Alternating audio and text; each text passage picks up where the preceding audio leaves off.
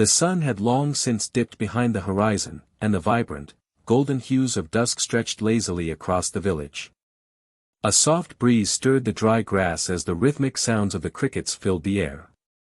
The village, nestled beneath towering baobab trees, was peaceful, its people content with their simple lives. At the heart of this tranquil existence stood a river that wound its way through the land, its waters a lifeline for the people who depended on it for sustenance and trade. But beyond the serene beauty of the land, there was an undercurrent of tension. A shadow loomed over the kingdom that bordered this village, a shadow cast by the heart of its queen, Zuri. Zuri, though beautiful, had always carried a certain restlessness within her, a gnawing emptiness that she could never shake. She had grown up in the village near the river, an orphan who had always dreamt of a life far beyond the dust of her birth home. Her mother had passed when she was young, and her father had been a fisherman, a simple man whose only wealth was the land he worked. Zuri had longed for something more.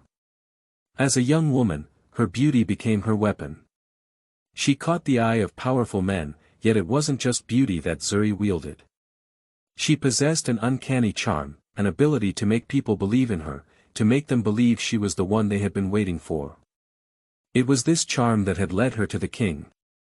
King Malek, the ruler of the kingdom that bordered the village, had been a grieving widower for many years after the untimely death of his first wife. He had closed his heart to the world, focusing solely on the kingdom's affairs. Yet when he laid eyes on Zuri at a grand celebration, something shifted. There was a flicker of recognition in his heart. In Zuri, he saw a woman of strength, a woman who could revive the spirit of the kingdom. And so, he married her, making her his queen. At first, their union had been blissful. Zuri had been everything he could have hoped for, graceful, intelligent, and compassionate. She had the people of the kingdom wrapped around her finger, winning their love and admiration. But, as time went on, something darker began to fester within her. Zuri, for all her beauty and charm, felt incomplete. She feared she would never truly possess the king's heart. His love for his first wife, a woman who had been beloved by the kingdom, was something Zuri could never surpass. There were whispers in the corridors of the palace, carried by the wind through the baobab trees, that the king's first wife had been the true love of his life. These whispers gnawed at Zuri's confidence, her fear growing that the king's affection for her was always secondary. And then, one fateful night, Zuri learned she was pregnant. At first, she was overjoyed. A child, a son perhaps, would solidify her position as the true queen, the mother of the kingdom's future. But then the baby turned out to be a girl. A daughter. Zuri's heart sank. Her mind began to churn with jealousy. A daughter would never hold the same power as a son. And worse, she feared that this child, this innocent life, might be the very one to steal the love she so desperately craved. Her thoughts twisted like vines around her mind. What if the king saw the daughter and felt a bond with her that he never felt for Zuri? The baby's arrival was supposed to bring joy to the palace, but instead, it ignited the darkest parts of Zuri's heart. The birth of the child was met with celebration. The kingdom had longed for an heir, and though it was a daughter, she was still a royal child, a symbol of the future. Villagers came from all over to see the newborn, bringing gifts and blessings to the palace. But the grand hall that once echoed with the sounds of music and laughter now seemed too vast, too empty, as Zuri sat silently in her chambers, watching her newborn daughter being swaddled by the royal nurses. The king was elated.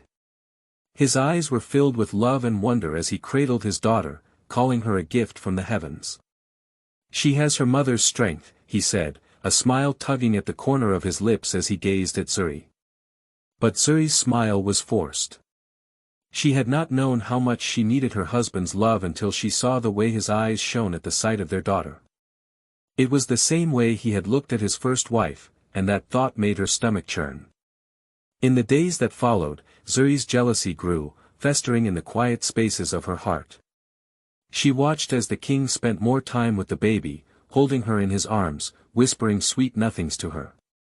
The nurses praised the infant's beauty, calling her a princess, a future queen, and Zuri's mind burned with resentment.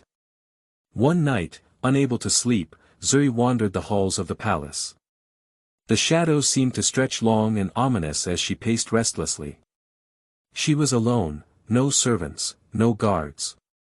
Only the silence of the palace, echoing with the thoughts that twisted through her mind. What if I could make it all go away? Her eyes drifted toward the window, where the river flowed below, its waters gleaming in the moonlight. It whispered to her, the same way the wind whispered to the baobab trees, as though it knew her darkest desires. Her heart beat faster. If the child were gone, there would be no threat to her reign. The king would love her again. The people would adore her. For a moment, Zuri stood still, her breath shallow, her mind consumed by the thoughts she could no longer silence. She walked toward the door of the nursery, where the baby slept soundly in her cradle, unaware of the plans that twisted like poison in the queen's heart. The moon hung high in the sky, casting a pale, silvery light over the palace grounds. Inside, the air was thick with anticipation. Zuri had gone into labor earlier that day, and now, as night deepened, her screams echoed through the grand halls. The palace midwives hurried about, their faces pale with concern, but there was little they could do but offer comforting words. The king was beside himself. He paced nervously outside the chamber where his queen lay, unable to rest, his face drawn with worry.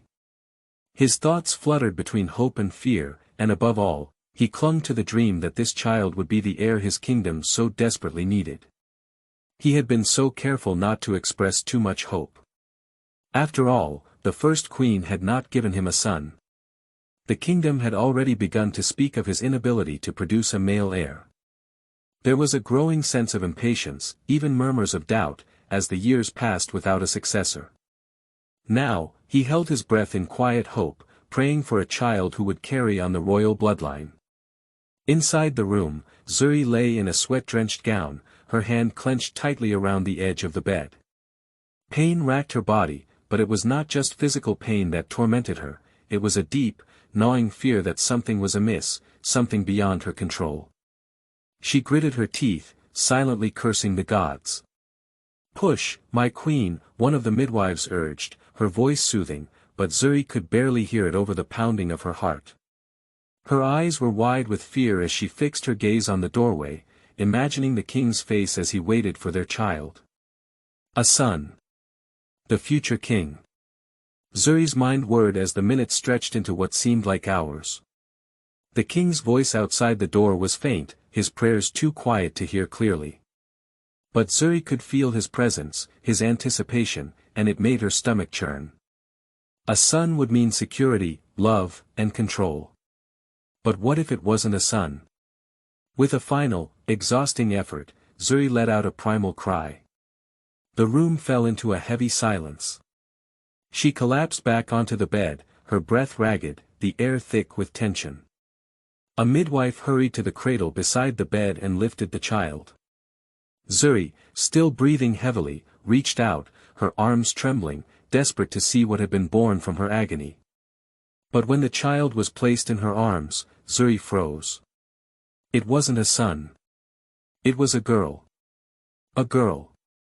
The baby's skin was smooth and flawless, her tiny fingers curling instinctively, her mouth opening in a soft, mewling cry. But to Zuri, all she saw was a threat. A threat to her power. A daughter could never carry the same weight as a son. She had no future as the ruler of this kingdom. She could never inherit the throne. Zuri's heart sank, and for the first time since the child's birth, a deep, cold anger settled within her. She looked down at the infant, her green eyes glittering with hidden rage. The baby was innocent, yet she represented everything Zuri feared. Outside the room, the king's voice called out to the midwife, his voice trembling with joy. "Is it a boy? Is the heir born?" The midwife entered the room, her expression hesitant. "Your Majesty," she began, her tone soft but carrying an undertone of regret, "it is a girl." The king's footsteps faltered. For a moment, there was complete silence. Zuri could feel his shock even before he spoke. "A girl," he murmured, his voice tinged with disbelief. But then his tone softened. "She is still our child, and she will be loved." His words, intended to comfort Zuri, only made her fury burn brighter. The king's words had no power over her now. She was already consumed by an emotion she could not control. Zuri gently placed the child back in the cradle, her hands shaking as she did so. The newborn's cries seemed to echo in her ears, each sound a reminder that this girl, this helpless baby, was a symbol of her greatest fear.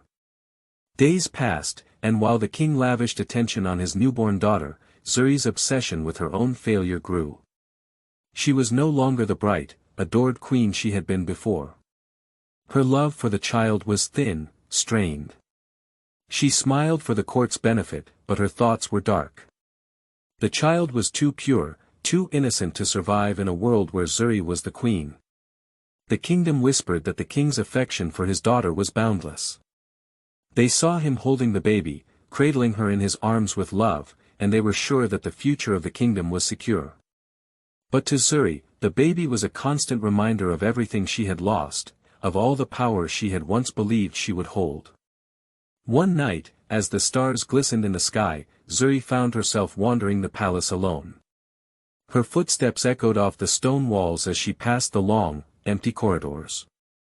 She stopped at the window, gazing out at the river. Its waters were dark, its surface smooth as glass. The river seemed so calm, but deep below its surface, she knew there were currents that could drag away even the mightiest of beings. Her thoughts turned back to the child. To the baby that she had brought into this world. Could I make it go away? The thought was fleeting but powerful. It was a desperate, horrifying idea, one she dared not speak aloud. But the jealousy inside her, the fear that the king would never love her the way he loved his first wife, consumed her. The child was an obstacle, one that threatened everything she had worked so hard to achieve. The next night, Zuri's mind became consumed by dark thoughts. The stars twinkled above as the palace grew still. The king had retired early, tired from the long day of public appearances. The baby slept peacefully in her cradle, surrounded by the palace nurses, who ensured she was safe and well cared for. But Zuri, her mind clouded with rage and fear, knew she could not wait any longer. She slipped silently from her chamber and moved through the dark halls of the palace, avoiding the guards, her breath shallow. Her hands trembled as she reached the door of the nursery. The baby, lying there so innocently, was unaware of the fate that was about to unfold. Zuri stood over her, her heart pounding, her mind racing. She knew what she must do. The river was close, only a short walk through the palace grounds, and the current would carry the child away, leaving no trace. The thought of the king's grief, his heartbroken cries, filled her with a twisted satisfaction. He would mourn, but he would never know the truth. Zuri reached for the child. Her heart pounding, carried her daughter through the cold stone halls of the palace. The night was eerily still, the usual sounds of the palace's daily bustle now silenced by the deep shadows of midnight. The guards at their posts were either asleep or too far from the nursery to hear her footsteps. The infant, swaddled tightly in cloth, was unaware of her fate, her soft, rhythmic breathing the only sound that accompanied Zuri's hurried steps. A strange calmness had overtaken Zuri now. The weight of her decision hung heavily in the air, but she was determined. There would be no turning back. As she reached the gardens that led down to the river, the night sky stretched vast and unyielding, the stars twinkling like the eyes of ancient gods watching over her. The sound of the river's current was almost hypnotic, whispering promises of freedom, of erasing the past. Zuri stood at the edge of the riverbank, her eyes fixed on the flowing water. It was dark, deep, and alive, much like the dark thoughts that churned within her. The river had always been a symbol of life and death, a force beyond her control. She looked at the baby once more, feeling a pang of something. Was it guilt, or was it simply the last remnants of love that had once bloomed between her and the king? With a deep breath, she raised the child over the edge, ready to let the river claim her. She hesitated for just a moment, just long enough to feel the weight of her actions. Then, the baby stirred in her arms, a small, feeble cry cutting through the stillness. Zuri froze, her eyes wide. For the briefest of moments, the cry seemed almost like a plea, a desperate call for help. It was as if the child, sensing her doom, had fought against it with her last ounce of strength. Zuri's hand faltered. For a heartbeat, she wanted to turn back, to return the baby to her cradle, to abandon the idea. But the darkness in her heart overpowered her compassion. With trembling hands, Zuri let go of the infant. The river was swift and cold, the currents powerful enough to sweep away anything caught in its grasp. But something strange happened that night. As the baby tumbled into the water, the current, which had always claimed everything in its path, seemed to slow. The baby, despite her tiny size, did not drift away, nor did she vanish into the dark depths.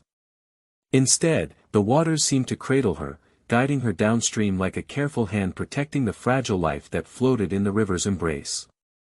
The child drifted farther from the palace, carried by the water, until it reached a tranquil bend where the river split into a smaller, calmer stream. It was here that the ancient magic of the land awakened, summoned by the forces that had long protected it. Nanetsu had lived in the wilds near the river for as long as anyone could remember. An old woman, draped in the robes of the ancient healers, she was known to the villagers as a shaman, a woman who could speak to the spirits of the earth and the river, who could heal wounds and calm storms. Nanetsu was a being of mystery and magic, her wisdom passed down through generations, her knowledge as old as the land itself.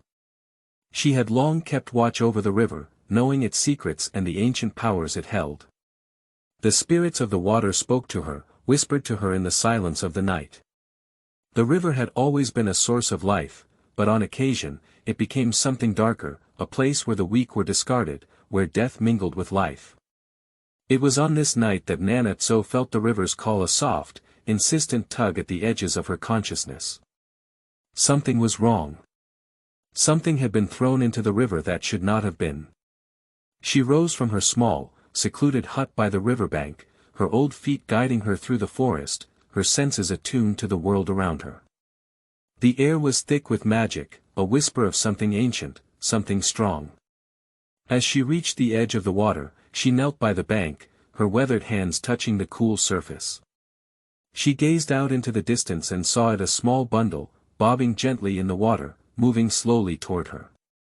The currents were strange tonight, behaving differently than usual. It was as if the river itself was guiding this child to her. Nanetsu stepped forward, her arms outstretched, and she caught the bundle in her hands. The infant's soft, delicate form was swaddled tightly, but the touch of her skin was warm, and the tiny face, though wet with the river's embrace, was serene. The child opened her eyes, revealing pools of deep, dark brown eyes that seemed ancient, knowing, and filled with a strange sadness. "Ah," Nanetsu whispered, as the river seemed to sigh around her. "So, it has begun." With gentle hands, she lifted the child from the river's embrace and cradled her against her chest. The baby, still quiet, seemed to relax as if recognizing the presence of this ancient woman, this protector of the earth and spirits.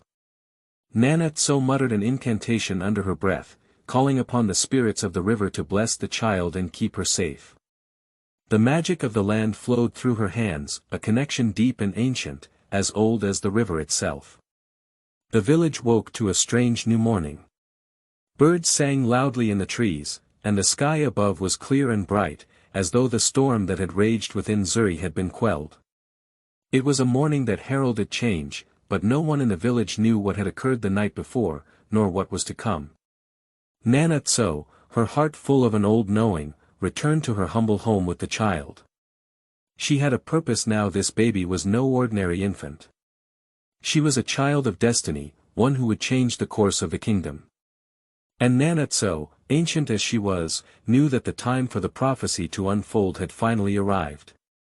The days passed quietly in the forest, and the seasons shifted with the steady rhythm of nature. The world outside continued to spin, oblivious to the fate of one small child who had been cast away by the very hands that should have nurtured her. Yet, within the sheltering embrace of the forest and the wise arms of Nanetsu, Nia grew strong and healthy, far from the reach of her mother's dark desires. Nanatso's home, a small hut nestled by the river's edge, was filled with herbs and ancient trinkets, relics of a time long past. The scent of cedarwood and dried flowers lingered in the air, and the sound of the river's gentle flow was a constant companion. The old woman's life had always been tied to the earth and the spirits of the land, and now, she had been entrusted with the care of this child, a child who was more than she appeared. From the moment Nanatso had found Nia in the river, she knew the child was special. The river had brought her to the old woman for a reason, and Nanatso believed she had a role to play in the unfolding events of the world. As Nia grew, it became clear that the child was more than just the daughter of a queen. There was magic in her blood, a connection to the land, to the river, to the ancient powers that had shaped the kingdom for centuries. Nia, though young, was a curious child. She spent her days exploring the forest under Nanatso's watchful eye, her tiny feet treading carefully through the thick underbrush, her hands brushing against the cool leaves and rough bark of the trees. The river, which had carried her to Nanatso, remained her constant companion. She would sit by its banks, watching the water swirl and flow, as if she could hear the secrets it whispered to her. One afternoon, as Nia sat by the water, her eyes wide with wonder, Nanatso approached her from behind, her steps silent as a shadow. "The river speaks to you, child," the old woman said, her voice soft but filled with meaning. Nia turned to face her, her deep brown eyes meeting Nanatso's with an intensity that was both surprising and ancient for a girl of her age. "It tells me things," Nia said, her voice barely above a whisper. "Things I don't understand." Nanatso smiled, a knowing look crossing her face. "The river speaks in riddles," she said. "It carries the wisdom of the ancients, the stories of the world. You are special, Nia. The river has chosen you." Nia's eyes darkened with confusion. "Chosen? Chosen for what?" Nanatso crouched down beside her, her weathered hand resting gently on Nia's shoulder. "There are forces in this world, child, forces beyond our understanding. The river has long been a place of magic, a source of both life and death. And you, Nia, are the key to unlocking its secrets." Nia's brow furrowed. "But I don't want to be special," she said quietly, her voice tinged with sadness. "I don't want to be different." Nanatso's eyes softened as she gazed at the young girl, seeing the conflict within her. "You may not want it now, child, but your destiny is already written in the stars. It is a path that you must walk, whether you wish it or not. But remember, it is not the powers you hold that define you. It is the choices you make." For a moment, Nia was silent, her gaze returning to the river. The water glinted in the fading sunlight, and she could almost feel its pull, as though it were calling to her, beckoning her towards something greater than herself. She shook her head, trying to push away the feeling of being overwhelmed. As the years passed, Nia grew into a young girl, her features becoming more defined, her body stronger. Her connection to the river only deepened, and she spent more and more time by its banks, learning to listen to its voice, learning the songs of the water that Nanatso had taught her. The old woman had shown her how to call upon the river's magic, how to commune with the spirits that lived within it. Nia's powers grew slowly but steadily, and as they did, so did the whispers of the world beyond the forest. Nanatso, though loving and patient, had a grave understanding of the forces at play. She had raised Nia with the knowledge that the world outside the forest was dangerous, that the kingdom had been shaken by forces of power and greed. Zuri, the queen who had cast Nia away, was still alive, her heart darkened by envy and ambition. Nanatso had sensed that the time was drawing near when Nia would have to leave the safety of the forest and face the world that had cast her aside.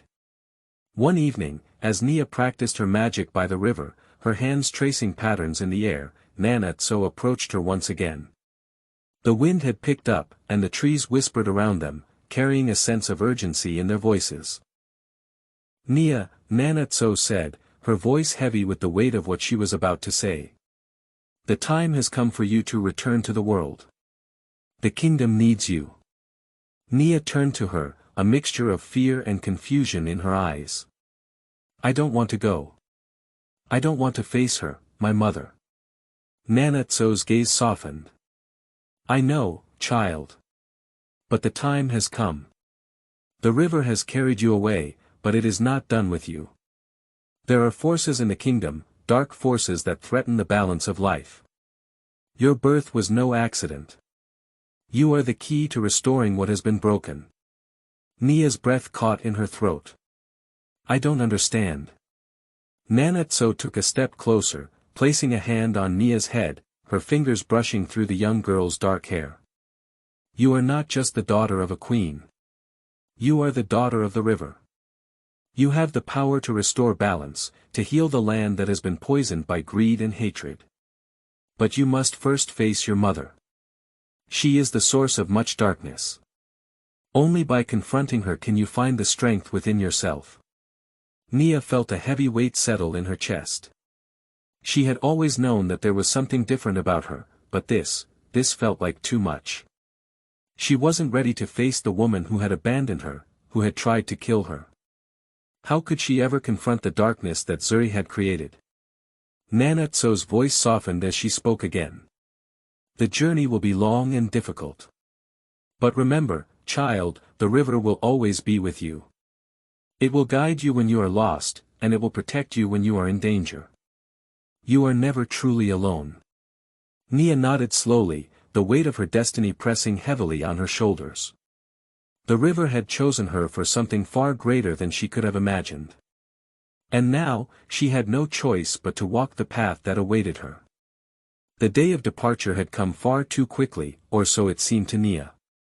She stood at the edge of the forest, her gaze fixed on the path that led away from Nanetso's hut, where she had spent nearly all her life.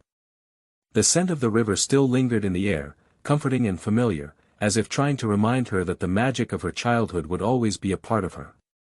But the reality of what lay ahead was heavy and terrifying. Nanetso stood beside her, watching the young girl with a mix of pride and sorrow. The time had come for Nia to face her past, to confront the woman who had abandoned her, and to unlock the powers hidden within her. The forest had shielded her long enough, but now she must step into the world outside. You are ready, child, Nanetso said, her voice filled with a quiet confidence. The river will guide you, as will your heart. The path will not be easy, but you will find your way. Nia turned to look at Nanetso, her heart full of both love and fear. What if I'm not strong enough? What if I fail? You will not fail, Nanetso replied firmly. The river has spoken. It has chosen you for a reason. You have more strength within you than you realize. Trust in yourself. The old woman's words carried weight, but they did little to ease Nia's nerves. She had lived most of her life in the forest, sheltered from the world outside. Now, she was about to return to the kingdom, a place she had only heard about in the stories Nanetso told her. A place full of people, politics, and power struggles. And most daunting of all, the palace where Zuri, her mother, ruled with an iron fist. Nia knew she could not avoid her destiny. She had to confront the darkness that had been planted in her life from the moment she was born. It was the only way to restore balance and bring peace to the kingdom that had been fractured by Zuri's cruelty. With a final, lingering embrace, Nanetso placed a small, carved talisman in Nia's hand. It was a symbol of the river, a reminder that she was never truly alone. Take this with you, the old woman said softly. It will protect you, guide you when the time is right. Nia nodded, her fingers wrapping around the talisman, feeling its warmth and weight. She took a deep breath and stepped away from Nanetso, feeling the pull of the world beyond the forest. The time for childhood had passed. Now, she had to become something more. The journey to the kingdom was long and difficult, the path winding through dense forests and over rugged hills. Nia had never traveled this far before, and each step took her farther from the life she had known. Along the way, she encountered travelers, merchants, farmers, and wanderers, but she kept to herself, her quiet nature drawing little attention.